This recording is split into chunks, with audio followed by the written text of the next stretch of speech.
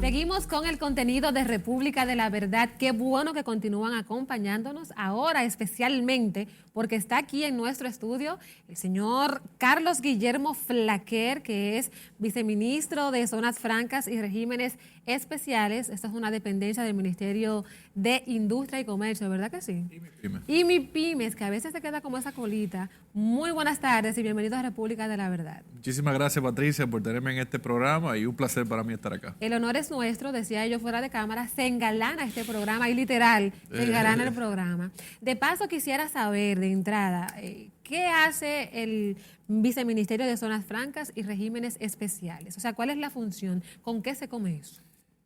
Muy buena pregunta porque me la hacen mucho. ¿Te la hacen mucho? Correcto.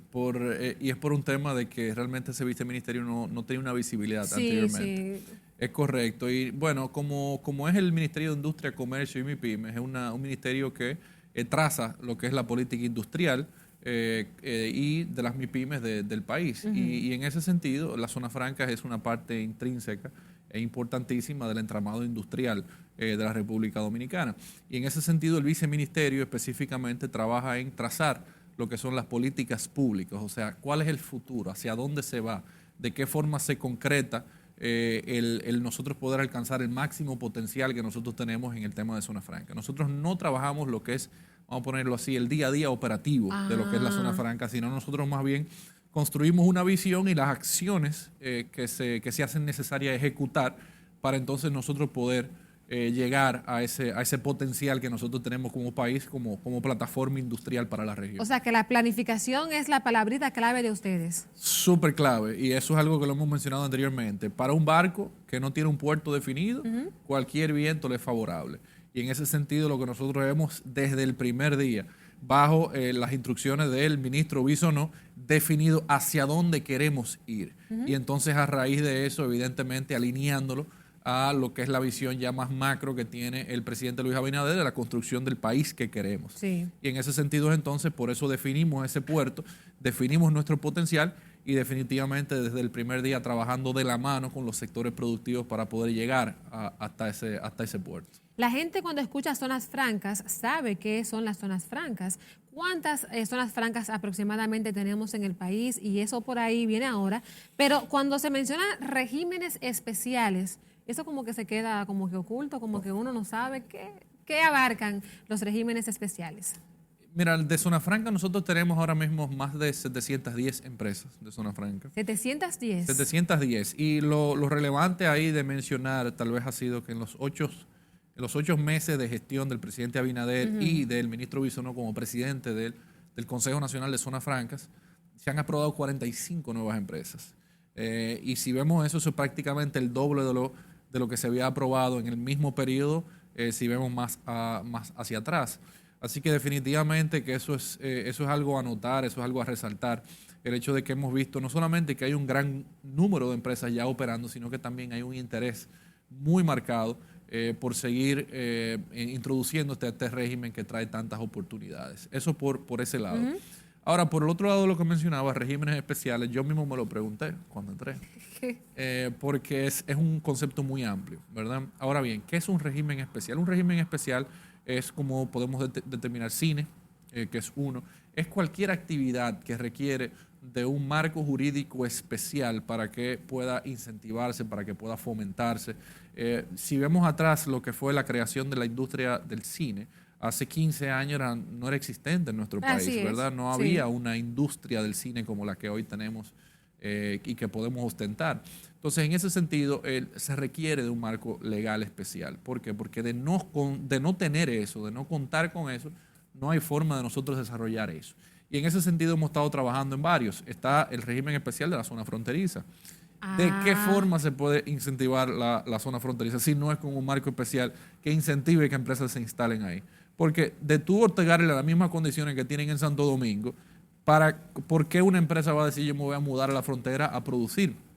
A la frontera. Hay que darle condiciones. Correctamente, incentivos y fomentar. Y ya luego de un tiempo prudente, donde ya se haya logrado ese impacto económico, ese impacto industrial, entonces sí se puede hablar de un desmonte progresivo, de de ver de qué forma se puede incentivar de otra manera, es porque ya es una industria madura, pero Sí. hasta no llegar hasta ese punto, definitivamente que hay sectores que requieren de incentivos específicos, de fomentos específicos para que se puedan desarrollar de forma correcta. Durante la pandemia, uno del sector o el sector que más se mantuvo operando fueron las zonas francas. Eso significa que mucha gente conservó su empleo, que la economía se mantuvo dinamizada y pudiéramos decir que la pandemia fue un boom para las zonas francas. Totalmente, el gran milagro dominicano, le En- decimos nosotros. Wow. Así es, el gran milagro dominicano. ¿Y por qué digo esto? Primero, las zonas francas no cerraron en su totalidad. Hubo empresas que nunca cerraron. Nunca cerraron. Nunca cerraron, que fueron específicamente las empresas de dispositivos médicos. ¿Por qué? Porque era algo que estaba siendo altamente demandado en un momento crítico donde había escasez de muchos de estos Y aquí equipos. se generan muchos dispositivos Oh, médicos. muchísimo. Tú Aquí en sabes que República Dominicana. aquí- Made in RD. Made in RD. Oh, oh, oh. Hecho en RD, con mano dominicana, Sí. así es. Mira, nosotros tenemos el caso, por ejemplo, de la máquina que separa el plasma de la sangre, que es la máquina que utilizada con pacientes que están positivos, donde se les extrae el plasma de pacientes que habían estado positivos y que ya están negativos, y entonces eso se le inyecta a pacientes que están en estado, ¿verdad?, Sí, crítico. sí. Esa máquina se hace en Jaina, pero también una empresa como San Isidro Medtronic realiza lo que son los equipos necesarios para hacer catéteres, para hacer cirugías en el cerebro, para lo que son bajantes, lo que son sueros. O sea, hay un sinnúmero de cosas que se crean y que se fabrican en República Dominicana que son determinantes en periodos como este de crisis de salud. Entonces, en ese sentido, nunca se cerraron. Ahora, lo asombroso de todo esto es que no es que solamente no cerraron ese, es que cuando se abrió, ¿verdad? Nosotros lo que vimos fue prácticamente un repunte inmediato en forma de V, donde hoy en día ya tenemos 7 meses consecutivos teniendo récords en las exportaciones de zona franca por 7 meses consecutivos. Wow. Y en ese sentido nos comparamos con periodos anteriores donde no existía la pandemia. Sí. Donde no existía, porque si nos comparamos en octubre del 2020 con octubre del 2019, en octubre, ¿quién sabía lo que era la palabra pandemia? Los empleos y los salarios, ¿qué tal? 100% recuperados primero en zona franca. Se han creado unos 7,000 empleos nuevos. No es como antes que previos a la pandemia. Para nada. Mira, el día de ayer estábamos en una inauguración de la empresa de Jabil, que está produciendo las primeras pruebas aprobadas por la FDA PCR para ser utilizadas en Estados Unidos, que se pueden comprar por el mostrador, donde en 30 minutos te puede dar con 98% de efectividad si tú estás positivo o no, ¿verdad? Se está produciendo acá, en nuestro patio. Hablaba con ellos se han creado prácticamente 600 empleos nuevos, ¿ok? Y en esos 600 empleos nuevos, casi 40% es técnico, que son personas que se han graduado de ingeniería mecatrónica, de ingeniería industrial, de diferentes ciencias, de diferentes materias, que son personal técnico. No es un personal obrero, no es un personal que está ganando el sueldo mínimo, ni mucho menos. Sí. Y eso es lo que nosotros estamos viendo, porque con estos dispositivos médicos, estas empresas de electrónica, estas joyerías que nosotros estamos viendo aquí en República Dominicana, demandan de un personal mucho más capacitado, de un personal técnico, y así mismo son los sueldos. Y no solamente eso, hablaba con otra empresa en el fin de semana que me decía que al día de hoy, en los 10 años que tienen operando, 65 personas de su equipo han pasado a formar parte de los equipos en Estados Unidos. O sea, nosotros ya estamos exportando talento. Wow. Donde jóvenes que han estudiado, que se han fajado, que han tirado para adelante, que se han capacitado, ya tienen una oportunidad y una plataforma que por vía de la zona franca, ¿verdad?, han logrado inclusive insertarse en el mercado laboral de Estados Unidos por vía ¿verdad?, de la misma empresa sobre la cual trabajan. ¿Y qué tanta facilidad está dando la República Dominicana para atraer esa inversión? Que por lo general las zonas francas no tienen un capital local, por lo general es extranjero. Y hubo denuncias en algún momento de que una mafia, que dame algo por abajo, que para que tú te puedas instalar, pasa por aquí. Eso, ¿cómo ha cambiado esa percepción? No, yo creo que es un tema, como tú bien dices, de percepción. Porque ¿Percepción? Sí, totalmente. Carlos. Sí, eso es así. Porque yo tengo mucho tiempo en el sector y la verdad que es un sector que ha venido, ¿verdad?, desarrollándose de una forma impresionante, donde hace 10 años la mayor parte de zona franca era textil, que de por sí no es malo, pero cuando tú te dependes tanto de un sector que es tan susceptible no te diversificas a las condiciones, ¿verdad?, de geopolíticas, al mercado internacional, entonces definitivamente que es un tema de peligro. Entonces eso ya ha pasado, donde hoy día prácticamente el 60% de las operaciones en zona franca son de dispositivos médicos que tienen alta resiliencia. Mira, y prueba de esto es el COVID, ¿no? Una pandemia mundial, y es un sector que sigue empujando y que sigue pudiendo mantenerse a un nivel a pesar de las condiciones exógenas. Entonces, en ese sentido, lo que nosotros estamos viendo es que es un proceso donde hoy día se ha podido estandarizar bastante, donde hay diferentes instituciones involucradas que han formado parte de todo este proceso de mejora, que están dispuestos, que están atentos. Algo que sí tengo que resaltar, que es un trabajo que ha hecho el ministro Bisonó específicamente, es que nosotros muchas veces nos enfocamos en atraer nuevas empresas. Eso es lo que nosotros siempre pensamos. Hay que atraer nuevas empresas, sin darnos cuenta de que, y vuelvo a mencionar el tema de dispositivos médicos, nosotros en República Dominicana, de las 30 empresas de dispositivos médicos más importantes del mundo, de las 30, 9 están operando en República Dominicana. Entonces, eso es un 33%.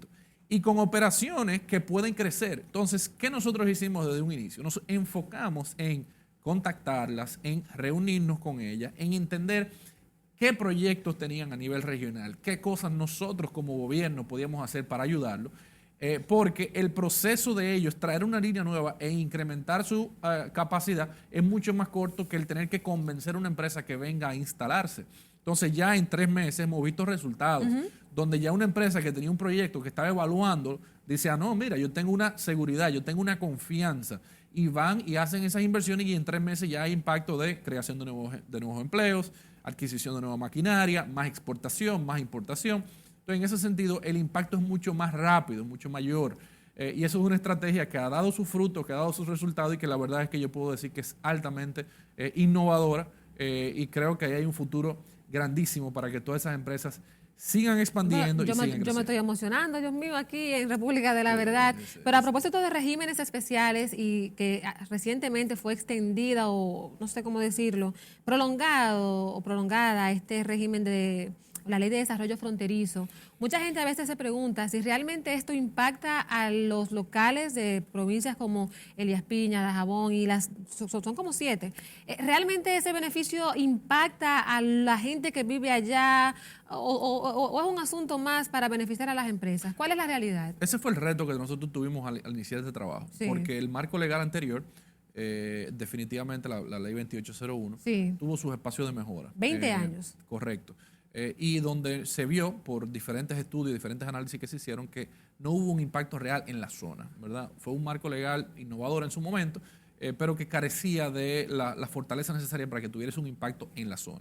Y en ese sentido se trabajó de la mano con el Ministerio de Economía, Planificación y Desarrollo y el Ministerio de Hacienda por igual, para trabajar, y se creó un equipo de trabajo para actualizar lo que es ese documento, esa ley, para que realmente ese impacto estuviera en la zona.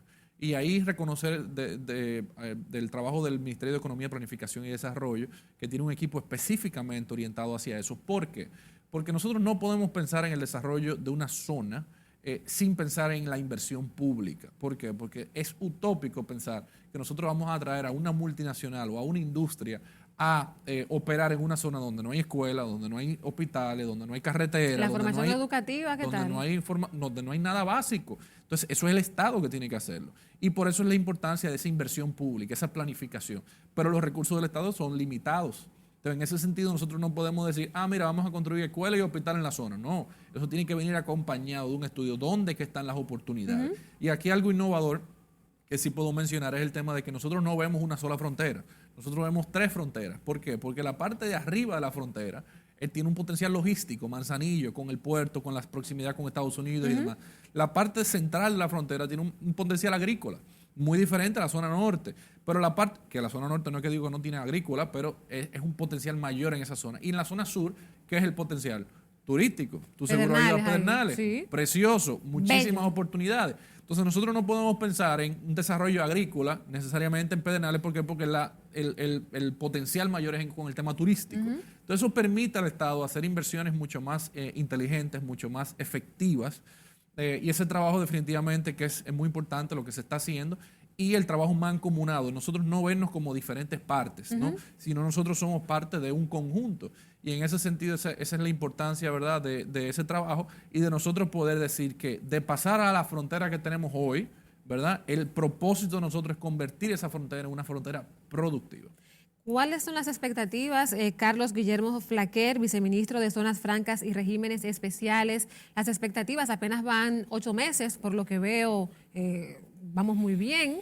Estamos cambiando. El panorama indica, ese es el hashtag, el panorama indica de verdad que las cosas continúen de esa forma, no habrá algo por ahí que haga que la cosa resbale. Mira, la verdad que nosotros estamos altamente sorprendidos de lo que es la resiliencia que tiene el sector de Zona Franca y muy emocionados con el futuro que nos depara.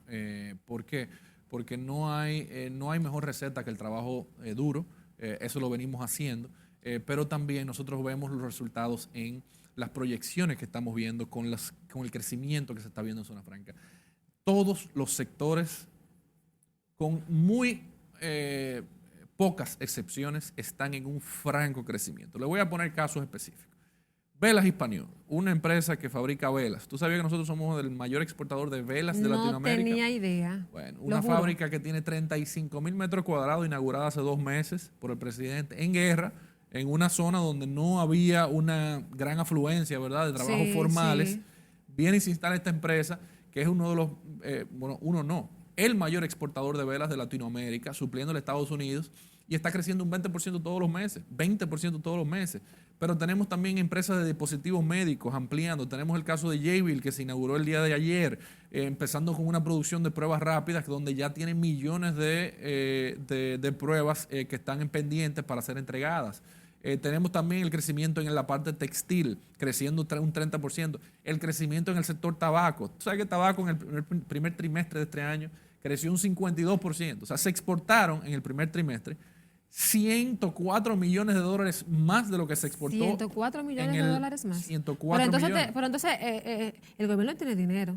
No, porque ¿Cómo realmente que no? Pero venga, ¿cómo que no? Pero Carlos. No puedo decir que no, ¿verdad? Y no lo estoy negando en ese sentido tan categórico, pero realmente el enfoque nos ha ido bien. Es que el enfoque del gobierno es en la creación de empleo. Y eso es lo que se está creando. Porque a raíz de la creación de empleo, ese joven, esa madre soltera, tienen mayores oportunidades para pagarle a su hijo su colegio, para salir a comer, para salir y pagar las deudas que podía tener, para tener y comprar un nuevo vehículo. O sea, es una dinamización de la economía que se logra a través de la creación de empleo. Y ese es el enfoque. El enfoque no es necesariamente tener más dinero, es hacer un uso más eficiente de los recursos que se reciben y darle empleo a la gente. Invita a Carlos Guillermo Flaquer a la juventud y a aquellas personas que están estudiando a justamente eso, a seguir formándose para que las empresas que requieren mano de obra calificada y cualificada puedan contratar y pagar bien. Totalmente. Mira, y parte del trabajo que nosotros venimos haciendo, y por eso estoy aquí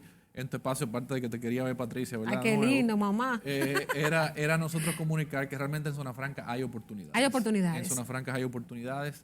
Nosotros tenemos que seguir dándole a conocer, porque nosotros que venimos del sector sí sabemos esto y lo conozco y puedo dar muchísimos casos de éxito, de historias que conozco de personas que han logrado un crecimiento exponencial en sus vidas gracias a la Zona Franca, pero tenemos que comunicar eso. Y ese es el peso está sobre nosotros, en nosotros poder darles a conocer, democratizar esta información que nosotros tenemos y que nosotros conocemos, porque definitivamente que en Zona Franca hay oportunidades, que Zona Franca tiene futuro, y de que los jóvenes que se inserten en esto, no solamente que van a recibir un sueldo y un salario bueno, digno, de calidad, sino también que van a adquirir nuevas experiencias y unos intangibles que de lo contrario no van a tener esa oportunidad. No, pero yo también quiero irme a trabajar ahora para Zona Franca, pero Dios mío, padre. Necesitamos gente de qué comunicación. Qué nice. No, te voy a mandar mi currículum. Definitivamente que sí. De verdad que gracias por estar con nosotros aquí en República de la Verdad. Hemos conversado con Carlos Guillermo Flaquer, viceministro de Zonas Francas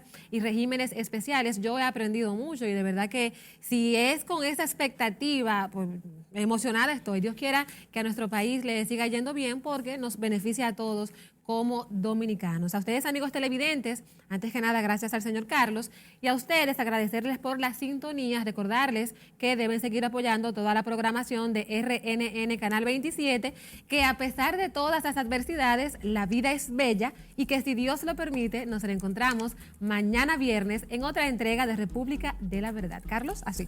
Muchísimas gracias, Patricia, y un honor estar Gracias. acá.